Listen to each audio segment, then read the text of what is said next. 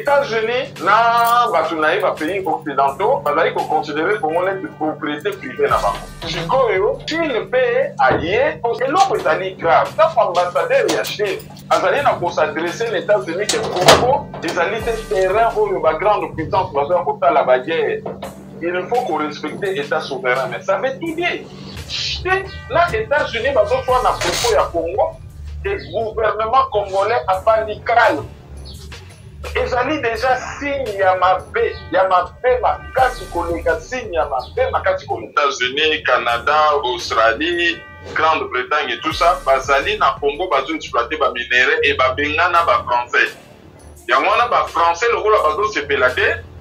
Baye na Congo ko dénoncer ba chinois pour ceux qui va dénoncer ba chinois et que ba congolais ba bengani ba chinois ba remercier ba français que ah merci lenge bo congolais biso to ti que la bino pe moi parti on a bango pe ba zo o ya bango moi place mais ce qu'on tali kuna na est ezali penza pour na ba pays occidentaux ezali au côté où etambola ba kepe ko louer des coucou ya kala o ba ko louer directement na Canada, les États-Unis, l'Allemagne, to na Brésil.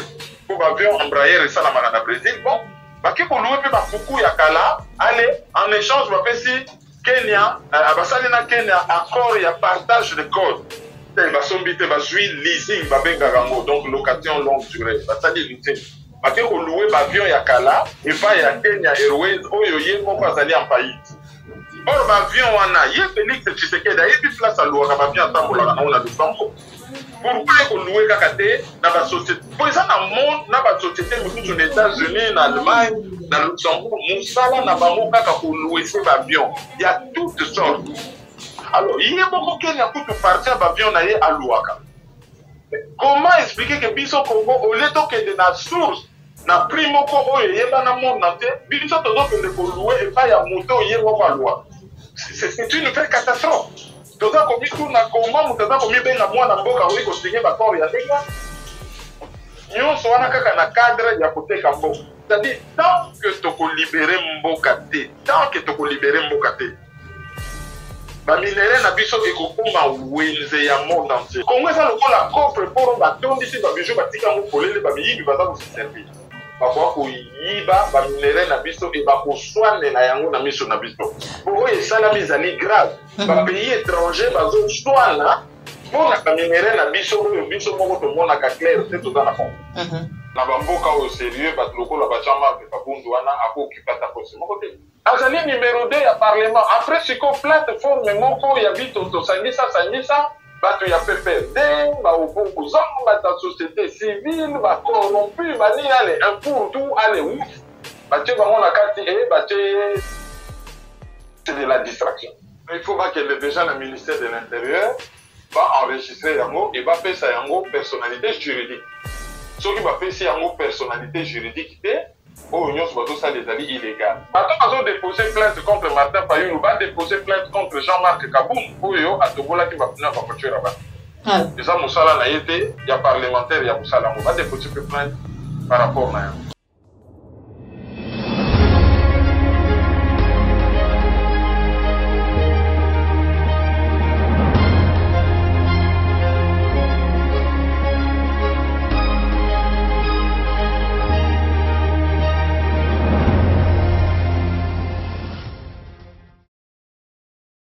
Bozali Belé, Bakolo Congo, Bandeko Balandi, applique la télévision, la chaîne de vérité, la chaîne qui vous informe en temps réel.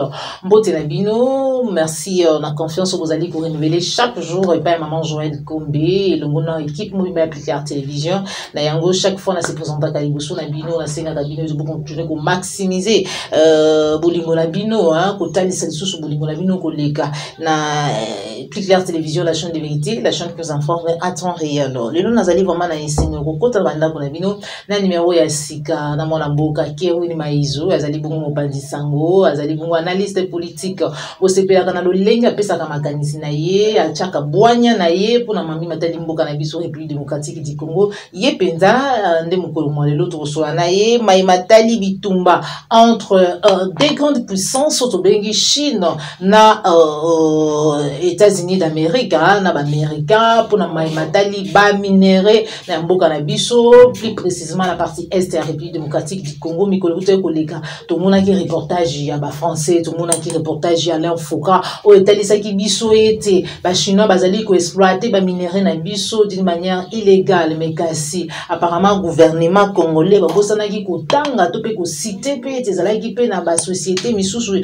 ya Amérique o bazali ko exploiter ba minéré na biso. Ba révélation et kobima to ko réaction ya mwana mboka Kerwin Maizo, mais kasi na kati émission na biso mokolo lelo to ko le lape matali plante contre Martin Fayulu, contre Lisanga Bonganga. Est-ce que vraiment ezali kaka état de droit to ezali lolenge ya ko faire taire opposition to pe lolenge ya ko faire taire ba bazali ko bunda pour na changement pe libération ya mboka na biso? Pourquoi pas démocratie pour tozali na état o ezali dictature te o dictature ko régner te, mais kasi tozali na état o to bengi République démocratique du Congo. To ko lobela ngona kati émission na biso mokolo lelo répression lolenge nini salamaki finalement état de siège pe yaki ya tozalelo na 8e prorogation état de siège, mais kasi kimi ezali kakate tokochite na maimatali coordination union sacrée toyoki Jean-Marc Kabunda azali bongo président AIAIDPS, premier vice-président de l'Assemblée nationale, a s'auto-proclamé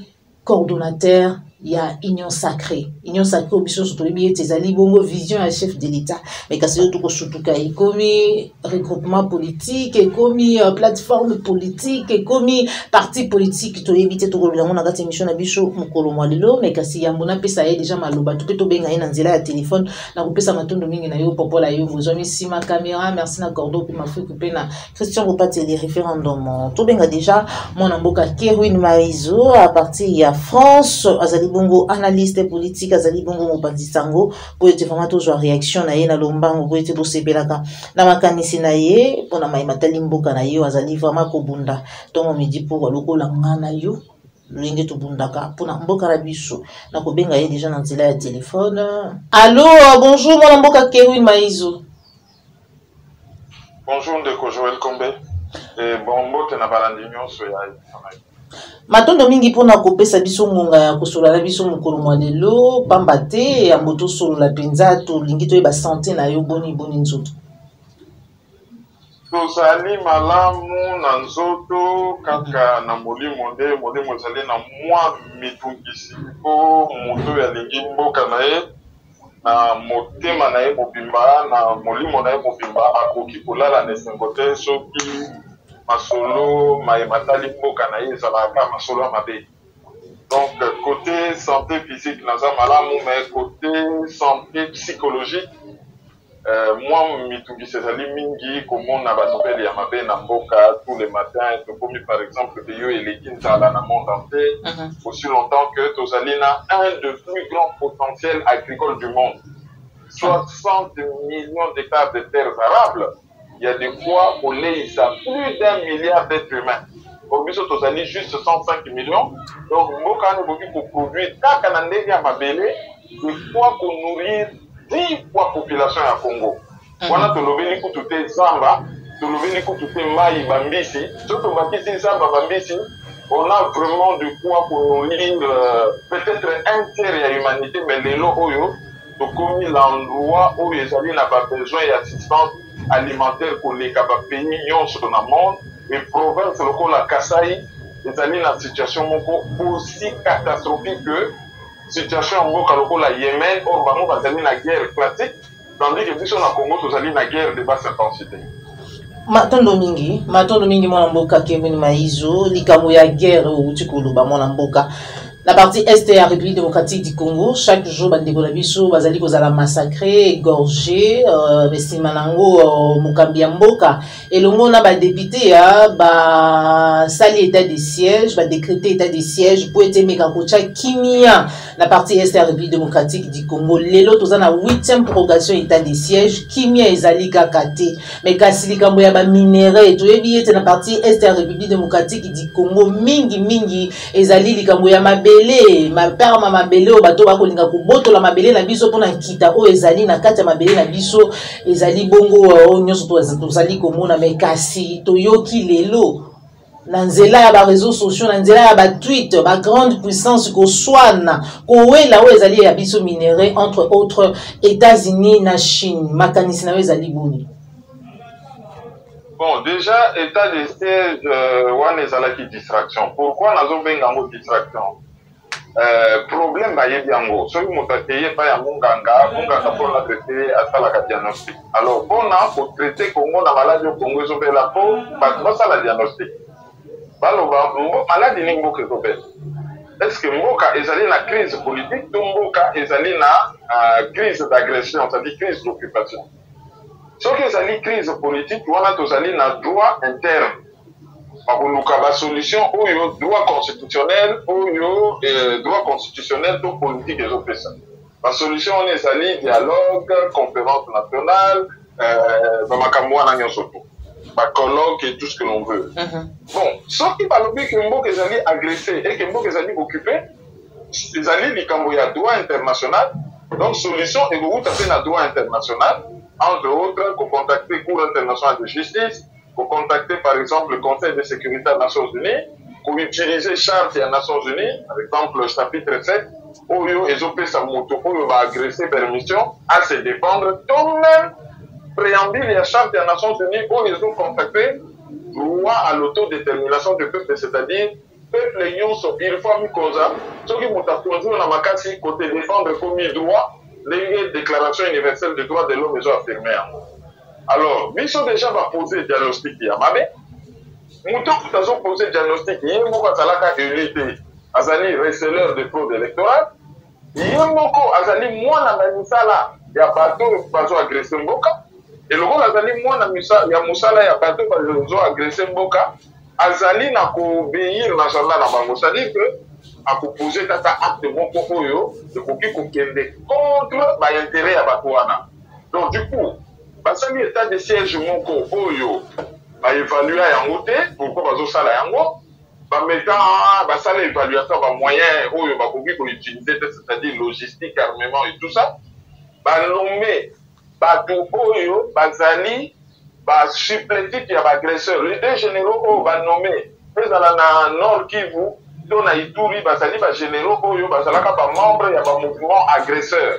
O to benga kana mukuse ina parti politique o changeaka ba kombo na Congo Union nationaliste rwandaise o yebota ba AFDEL, ba LCD Goma, ba CNDP, ba M23, ba Tutsi congolais, ba État islamique au Congo, ba PPRD, ba MLC bon. Il changeaka ka ba kombo congolais rwandophone ba nyamulenge. C'est le même parti. Le généraux wana ba utaki na kati. C'est ba wana ba koki ko sala pour ba bundela mboka to ba ko garder l'intérêt na bango. Ensuite, président, yemo ko lobaki que a prévoyé qu'il y a à peu près 21 000 personnes hommes de tout kuna na région où il y a un problème mais dans la commune kuna amonaki même 5 000 personnes. Ce qui veut dire que 18 000 personnes à peu près, pour 15 000 personnes, ça dit pas fictif. Parce que tu as un salaire na bango, parce que tu as un uniforme na bango, parce que tu as un mandouki na bango, parce que tu as un matati na bango, mais tu as un bazo exécuté et le président a sanctionné ta moto. Et tant qu'on va état de siège pour remarquer que l'insécurité est continue et pour tout grave et augmentée. Et pire encore, c'est comme si l'état de siège est destiné à paralyser la résistance congolaise, c'est-à-dire société civile, Bamaïmaï, pour Oyo Yamabe, occuper à la fois territoire, exploiter Ikita, parce que la Yango calmement sécurisé par Oyo Bamomo Bazobenga, état de siège. Alors, on a vu les Cambo Yankita, parce que guerre wana, c'est à dire qu'à guerre raciste, mais ils allaient guerre de prédation économique. Et guerre de prédation économique en Koupinier Moka, il faut qu'on vide les autochtones, quitter le territoire, va libérer en haut, la société minière va piller en haut calmement avec la complicité. Il y a Banana Sala au bazar la pouvoir na Kinshasa. Il y a tout le monde ici, il a dit sur guerre. États-Unis, na batunaï va pays occidentaux, bazali ko considérer comme une propriété privée na bango. Chikoyo, Chine paye aïe aussi na comme une deuxième puissance économique dans le monde. Mais aïe na ndenge encore aïe pour s'imposer. et a commis na part na ya marché à monnaie. Mais l'autre est grave. Tant qu'ambassadeur y a Chine, azali na s'adresser les États-Unis que Congo, ils allaient des terrains où la grande puissance va faire pour la guerre. Il faut qu'on respecte l'État souverain. Mais ça veut tout dire. Tout que les exemples, comme tout simple pour permettre de nous comprendre. Yo papa, on va aller au fond de la carte, aux alliés na moi, c'est na yo, aux alliés ça. Oyo qui n'a tongo des voisins bazo bunda. Ma copie que retourne mais ma copie na ni kamonini. Ba yebi so ba lobi te voisin à gauche, azo yebi sa voisin à droite que moi c'est moninga pour respecter. Ngana yo to ko beta na ma copie te pour na moi c'est moninga. Donc binomi balé bonou la moi c'est na gachi. C'est ce qui se passe. Là, les États-Unis bazo soit na propos ya Congo, le gouvernement congolais a paniqué. Ezali déjà signe ya mabe makasi koleka signe ya mabe makasi koleka.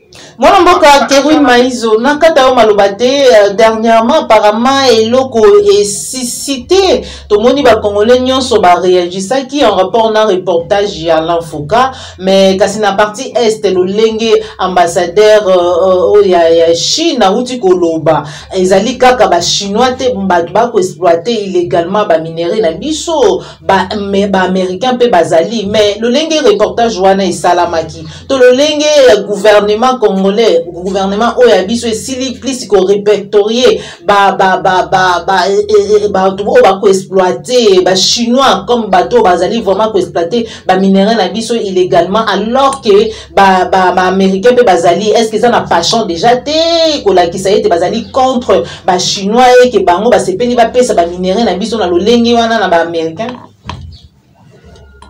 Le problème est déjà à propos de reportage wana et salamaki te pour na bonheur ya ba congolais.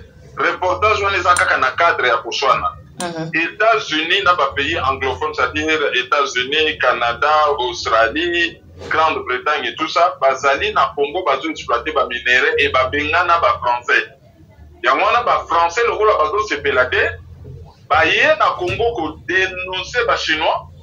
Pour ceux qui va dénoncer les Chinois et que les Congolais va bengani les Chinois va remercier les Français que ah merci les Congolais biso biso tout que la bino peut moi partie. Donc reportage coûte les Français ça dit que bango balingi biso boleka non. Ya bango pende ya ki kaka ba ki ko salir Chine. On a bango pe bazwa o ya bango moi place. Mais ce qu'on tali kuna na est ezali penda pour na pays occidentaux ezali au côté où ezetambola. C'est-à-dire bazo sakana bazawana bango nyonso États-Unis, Canada, Australie, Nouvelle-Zélande, Israël, Italie que ambassadeur italien Koufa. Ouais, Italie, aujourd'hui France, aujourd'hui Belgique. Donc mutuna mutazane noko nazoluka. Mais Mexico yo, en fait, bazaka ba pays occidentaux ba yeko na ba minerais. Mais Rwanda par exemple, à part ba minerais Rwanda sali wana pe pour le tourisme. Donc azo sali la corride de montagne, azo sali la parc ya Virunga. Ya wana komoni publicité ya sika ya Rwanda, l'air azo ke de goma na Lubumbashi lobini. Lubumbashi ezali une très grande ville minière. Oyo ba homme d'affaires ba kenda ke beni ko traiter ba masolo etali ba mine. Rwanda azali le sengo ya ko informer bino ke yé mutako bana ko mema bino ba homme d'affaires vers Lubumbashi 2 fois par semaine. Et que Goma est à porte d'entrée, il y a un grand parc africain. Pas un grand parc congolais, mais africain. De éviter de quel parc il parle. C'est quand le Rwandais a commémoré na Goma pour que des publicités va parler. C'est-à-dire que, si va brader ma belé, si va teki ma belé, va brader sous-sol, si ko bazana ko kabola Nicolo, Rwanda yena Rwandais, bakeko benga Ethiopian balobi bon yaka to sala pour entreprise yo pe oya ko sans accord open sky c'est-à-dire yo pe yaka ko sakana na lola na biso ndenge olingi ale bakepe ko louer des kuku ya kala o ba ko louer directement na Canada, les États-Unis, l'Allemagne to na Brésil pour avion Embraer et ça na Brésil bon bakeko louer pe ba kuku ya kala ale en échange ba pesi Kenya abasali na Kenya accord ya partage de code, c'est-à-dire que Kenya Airways akokine ko wuta memi na eba congolais banangu bandu akikotika bango tena chikapa est-ce que wana ba protéger marché aérien na biso pour société libanda soke ye ekotika batu esika ya société nationale des alliés par exemple ba tiki batu na Kinshasa à partir de Kinshasa société nationale des alliés marché na yazo batela a continuer na bat mais ndenge basali accord ya partage de code mutu afandi na ye na basan kususoka aéroport des alliés amuni petit porteur ya Kenya Airways et uti na batu na ngbanzo ye na ba na Kinshasa et même biso tu batanda Kinshasa ti basan kusu. Ça n'a pas de sens. Balobi na ba Congolais te basombi ndeke mibale wana basombi yango ekomi su ya kuluwe ndenge ni mwana mboka Kiwin. Te basombi te bazui leasing babenga rango donc location longue durée. Basali leasing. Bake ko louer ba avion ya kala et pas ya Kenya Airways oyo ye moko azali en faillite. Or ba avion wana ye Félix Tshisekedi a yebi place à louer ba avion tambola na ona Luxembourg. Pourquoi qu'on loue kakaté dans la société? Pour ça, dans le monde, dans la société, nous sommes aux États-Unis, en Allemagne, dans Luxembourg, nous sommes dans le monde pour louer ces avions. Il y a toutes sortes. Alors, il y a beaucoup qui ont pu partir d'avion à Louaka. Comment expliquer que Biso Congo, au lieu de la source, na primo ko oyo yeba na monde entier, Biso tozo que le louer et pas ya moto yeba à louer. Mais yeso ka louer, c'est ça fait plus cher. Donc, c'est une vraie catastrophe. Tout ça, comme tout na comment, tout ça, comme bien na moi na mboka, oui, qu'on signe d'accord, il y a des gars. Nous sommes na cadre ya côté kambo.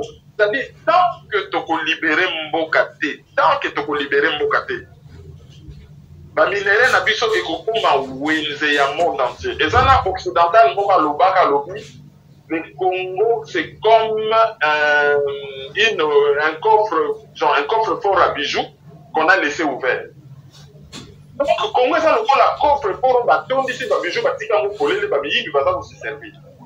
Tant que tu peux récupérer souveraineté en beau cannabis au thé, tant que tu peux aller dans les dirigeants irresponsables, tu y es que, baboka misusu, bakoya ko bina, bakoya ko sakana, bakoya ko piller, bakoya ko yiba, ba minere na biso et bako soane na yango na miso na biso. Pour eux, ça la mise en grave. Ba pays étranger bazo soana pour na minere na biso, biso moko to mona ka clair, c'est tout dans la fond. Et ça dit vraiment pas si mingi mona mboka Kiwin ba pa bazali ko soana pour la ba minere na biso tant que jusque les autres kinongonga o tozali vraiment na ba dirigeants bazali responsable té c'est na peuple congolais ça la nini parce que tout le monde qui reportage yaki les autres moni batumi balé to ba des grandes puissances bazali ko soana pour na minere na biso congolais ou bazali conscient c'est ngela ça la nini congolais o azali conscient et sengeli asta la net ba mongol Sengeli asala neti ba afghan, Sengeli asala neti ba iranien, Sengeli asala neti ba syrien, Sengeli asala neti ba vénézuélien, Sengeli asala neti ba cubain, c'est-à-dire ndenge ba peuple nyonso monde ba salaka. To ki bazali ko agresser yo, il faut otelema au bunda. Oyebi quelle que soit puissance ya armée moko quelconque, et ça va être très difficile de vaincre un peuple déterminé. Et ça va être très difficile. Nous allons bien un peuple, nous allons battre une population, un peuple. Un peuple, c'est-à-dire population, à Sanganina, élite, élite politique, élite culturelle, élite religieuse, élite militaire, élite intellectuelle, élite politique. Tchema yele na bango elongo balobi oyo mabeda bakoko na biso tika mopaya ko sakana na biso te soki ba mobiliser peuple muyibi ata ndenge nini muyibi akoyoka sonya kokima et ba afghan ba réussir ngo et pourtant ba afghan ba tindelaki bango armée ya autant mobimba c'est-à-dire armée ya tous les pays occidentaux batu oyo bazali na budget moko militaire oyo ezali supérieur na budget ya ba pays africains nyonso réunis.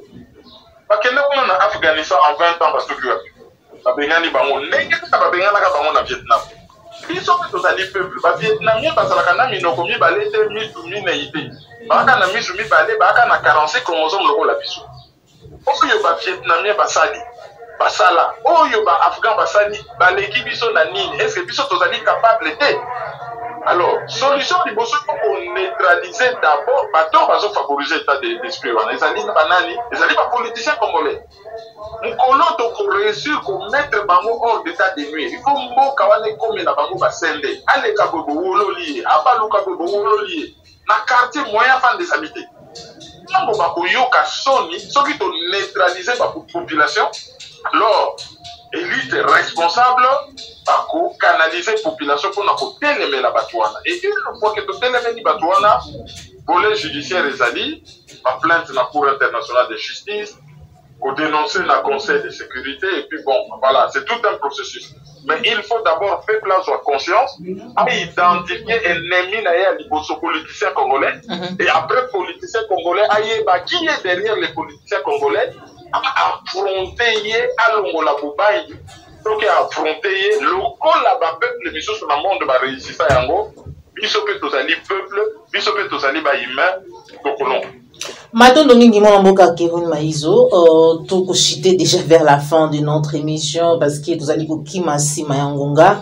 Réaction na yo, tango moni marche ou salamaki, tango landa qui marche ou salamaki bongo le 15 septembre oyo, bipa iwapi président ya la muka et c'est là que bengi saba imboka pona kubima na balabala koloba non agressement, non assaignement, ezali politisé pe na fraude électorale en gestation, répression et salamaki makasi réaction na yo d'abord analyse na yo na maïli kaki.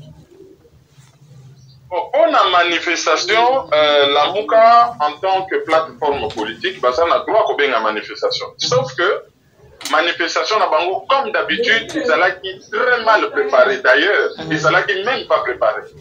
Pour la manifestation on a et c'est préparé.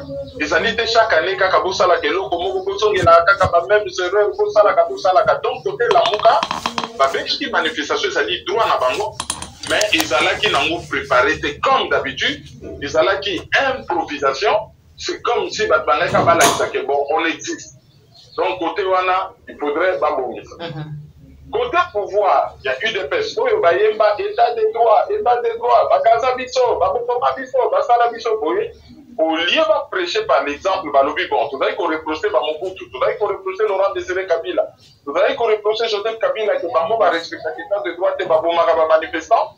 C'est qu'on a tout, on a biso, il faut prêcher par l'exemple, politique à manifestation ça côté wana, va prêcher par l'exemple de Bakei pour réprimer manifestation, c'est-à-dire va imiter patron Nabango, Joseph Kabila, Oyo, Azali, modèle Nabango, les Mogo Félix Tshisekedi d'Alobani.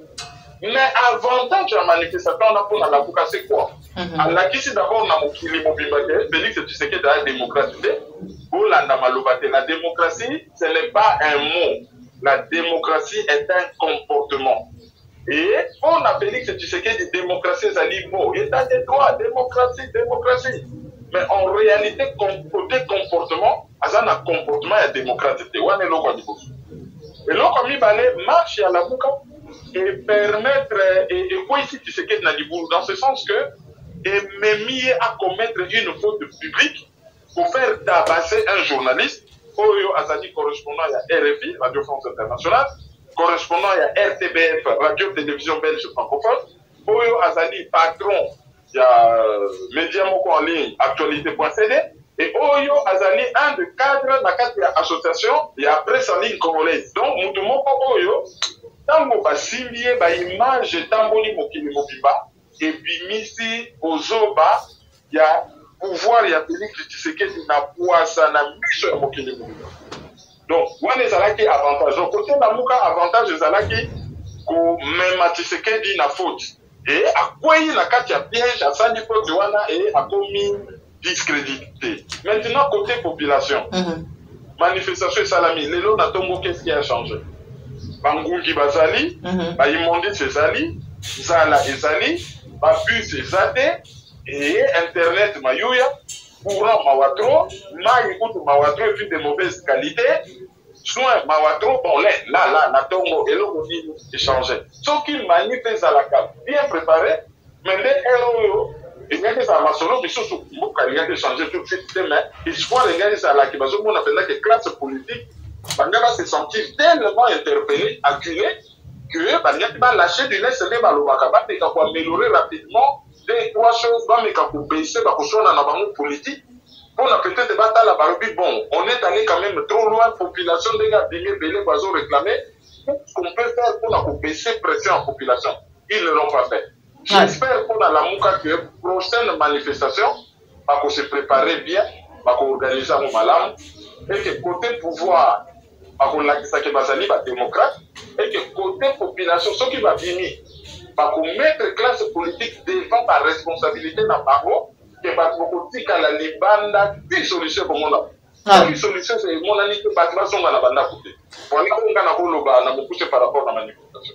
Maintenant, nous avons un maïso, mais kasi nangambo la muka, tout le monde va déplorer silence il y a communauté internationale parce que apparemment Batomingi va se focaliser, surtout communauté internationale, et en gros va se focaliser sur répression. Le Lengezala qui met mingi sur Maïsala Mena qui journaliste et patient.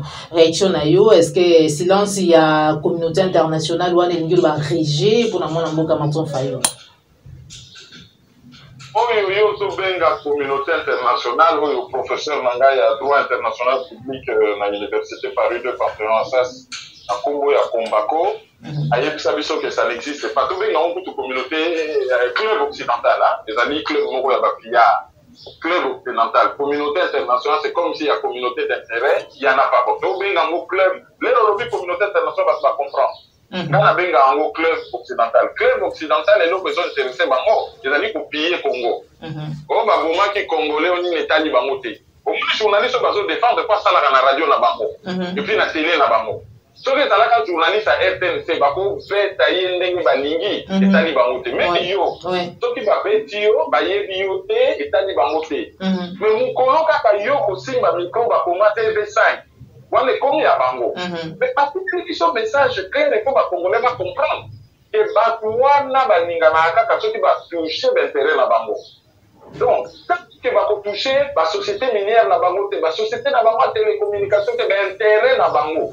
Donc, il faut la déranger par les Congolais. Pour réagir na bango te. Pour qui ko kufa. Pour qui ko baluka na mabele. Tala. Nous na bango Kagame azali mercenaire na bango. Abomi opposant. Bazo soupçonné qu'abomi opposant na Mozambique. Ok, à moi communiquer à protestation qu'on a tué un opposant. Mais vous avez une période où vous opposant, vous promettez que vous êtes opposant. Vous promettez que vous êtes la bango faisant sous-son yon sa comme Moïse Katumbi. Moins de dialogue, vous voyez qu'il y a une place, vous comment qui est ordre du jour, les dossiers des prisonniers politiques. Pendant Moïse Katumbi a fait pour prisonniers, vous voyez qu'il y a des sous-son occidentaux, dans mon église catholique, dans la réunion, on va parler des prisonniers politiques. Des prisonniers politiques. Vous voyez qu'il y a pour la bango prisonnier politique, et ça là qui Moïse Katumbi. Si Moïse Katumbi est un prisonnier politique, c'est bon. Donc, tant que les Congolais vont comprendre qui est l'ennemi et qui est la cible, parce qu'on va nous sakana biso. Parce qu'on va bango même qui est sans ça mobimba. Tant que bango va exploiter les minéraux, Italie bango. Ya mwana balakisa kutulisha.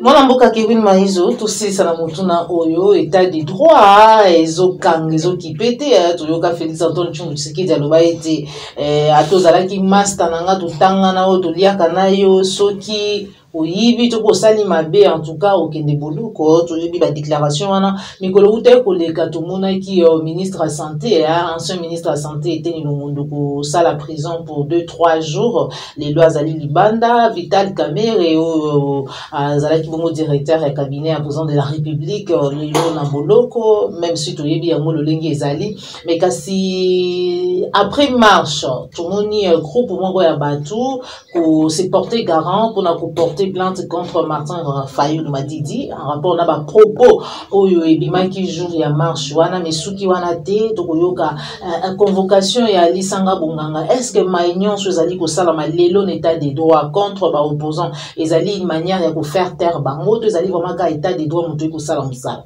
Bon, état des droits oyo Medine Félix Tshilombo, c'est de la distraction, mais de la pure distraction. Et pire encore, c'est une distraction de mauvais goût. État des droits est un slogan. État des droits est allié. État des droits est allié. Sauf que vous allez la démocratie.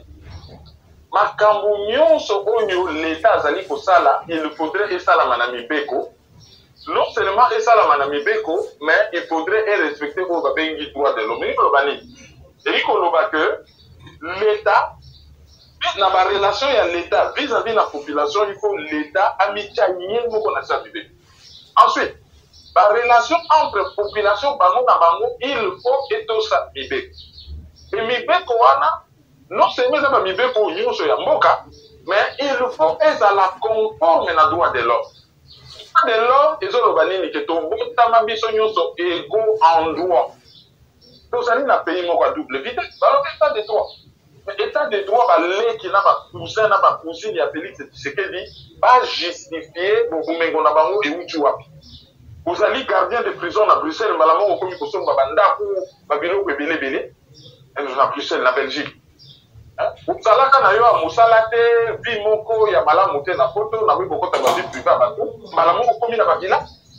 Yo moi si mon salaka na musala te l'autre côté vous allez l'autre côté bon malamon ko komi na babila ko komi na bali ba kana no wapa et longondo akendaki na boloko kuna na akendaki na boloko ko Félix Tshisekedi asalaki na Allemagne il faudrait ayer Angela Merkel que azali na communauté contre corruption même na parti na ngai to séville tant ya sisi makamune ba masolo na Allemagne azongi et longondo azali ba mais Oli Ilunga Oya Boya qui va vaccin, n'a pas ça l'expérience contre Ebola, il y a ça dans le Kotilelo. Tant que Bakanaka va vital Kamere Basala qui toi. Là, Massaro. Massaro, oui, il est à quel qui commissionnaire. Mais est-ce que Bassi va juger, Bayoki Kakamutu, Bayoki, va trancher dans noté, Azali Nabolo. Mais détention provisoire, ils ont combien de temps? Ceux qui va détenir pour raison d'enquête, ils ont combien de temps? Si les lots azali na bolo, de quel état de droit on nous parle? Batunion so et bazo bakio a détourné mbongo yibi ba millions, oh chile gelou, oh 100 jours. Mutunani oyo toshito yuki ke bakangiye, ba juger, ba condamner, ba saisir ba bien naé et azongisimo. Combien? C'est du spectacle. Ezali spectacle. Ezali épée de Damoclès pour na kubanyi sabatuke. So pour aussi pouvoir ya Félix Tshisekedi te ba pour déranger yo. Biso nyonso tout ndenge tozali na Kinshasa tozami yibi mais ba yanke ya ba yibi ba ko bana kubanyi sabamisusu ke soko yo kufuta mpako te epa ya bakolo likambo ba ko déranger yo. C'est donc que ça la mayangwana ikomi une arme pour na ko déranger ba. Ne pas solo ba ke marté pa yo la fingi. Ça, on ne peut pas applaudir. Alors, qui bololé. Mais Félix Tshisekedi a fait un batouba combat tabac, a fait un batouba nyangalakata, a fait un batouba nyama. Et il y a un jour public qui va naïe, balande la guette. C'est qu'il faut balande la Félix Tshisekedi. Les personnes au baka outrage à chef de l'État. Outrage à chef de l'État. Tango tata naya le baki ke, baka nyelaye Tshisekedi, ba ligote ye. Kabila. Kabila. Ou les alaki outrage à chef de l'État. Quand nous bango bafingaka madame Lembe banda tongo tipo kwa tina se ya bilamba quand nous finga moi c'est président bon azali lutti mais vous finga ye parce que azali moi c'est président on les ani mbia mais le lo oyo soki batu ba meki kaka ko réfléchir muke sur la première date c'est que je n'encourage pas et comme une victimisation ah non biso boy. Donc, voilà tout ça va distraction. Parce qu'on est pour balayer, pour bengana bango tout, parce qu'on va tout kimia, mboka eke musika makasi. État des droits, on est allé dans un simple slogan. Voilà, état des droits, les allés dans un simple slogan. Tout le monde est Jean-Marc Kabunda commis union sacrée, hein, de éviter comme une plateforme, de éviter un wezala qui vision chef de l'État, mais muka apparemment eko bon maman, et bien comme une plateforme, et comme un regroupement politique, tout comme un parti politique malmouk. Il faut voir que déjà le ministère de l'Intérieur va enregistrer yango et va faire ça yango personnalité juridique. Ce qui va faire ça yango personnalité juridique, au union sur ça des alliés illégaux. Bon après.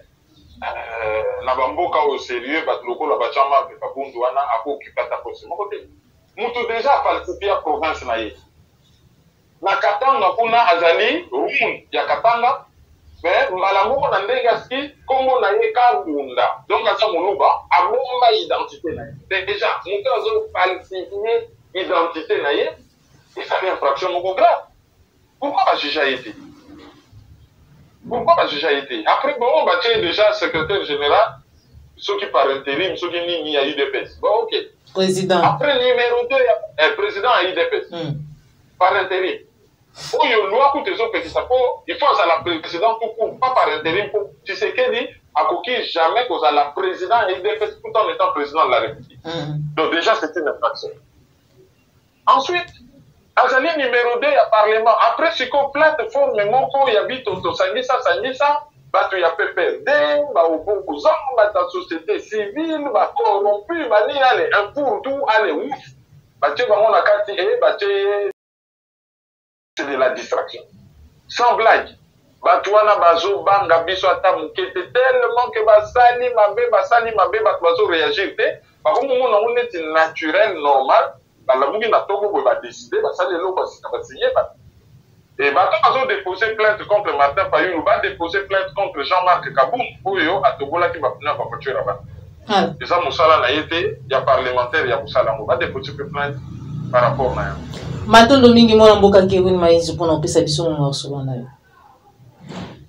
Matondo, Joël Combe, Mbote, na Tinoso, Malandi Biso, Matondo, Tengue, Bachou, Maton Domingue, Bandeko Balandi, Appliquer Télévision. La chaîne de vérité, la chaîne qui vous informe en temps réel. Tout ça qui vraiment les singo.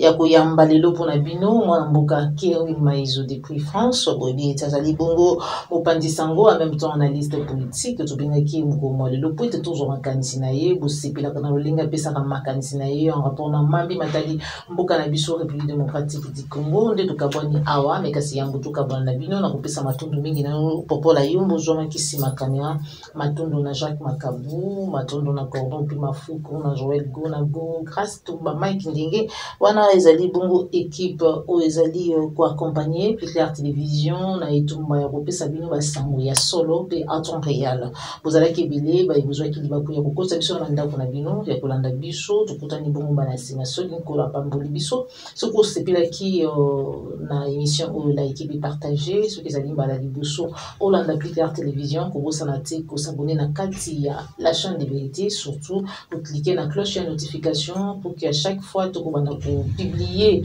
vidéo, vous allez toujours à la page information. Au revoir.